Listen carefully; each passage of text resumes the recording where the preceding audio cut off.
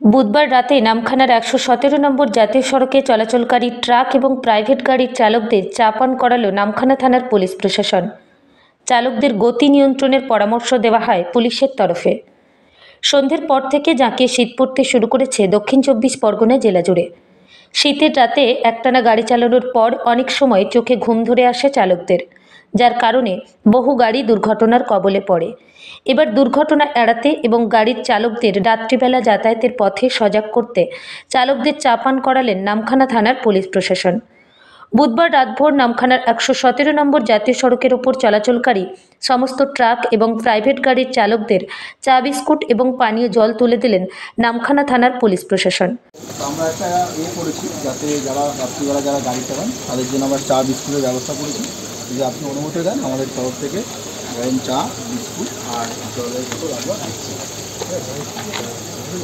জলের বোতলটা নেই ভালো হয়।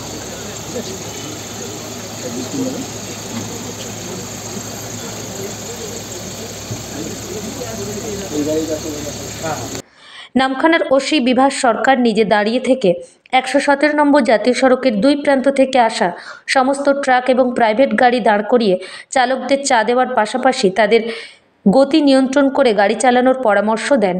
নামখানা থানার পুলিশের এমন উদ্যোগকে সাধুবাদ জানিয়েছেন গাড়ির চালকেরা। কোথা থেকে আসছেন?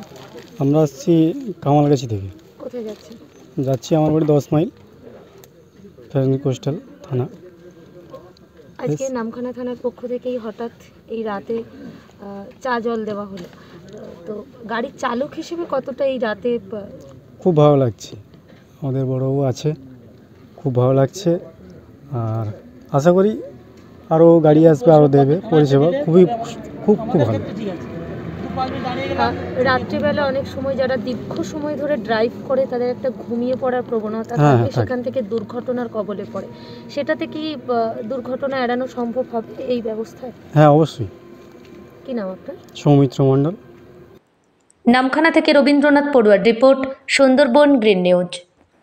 সুন্দরবন গ্রিন নিউজের সমস্ত খবর সবার আগে পেতে আমাদের চ্যানেলটিকে সাবস্ক্রাইব করুন এবং পাশে থাকা নোটিফিকেশনের বেল আইকনটি বাজিয়ে দিন।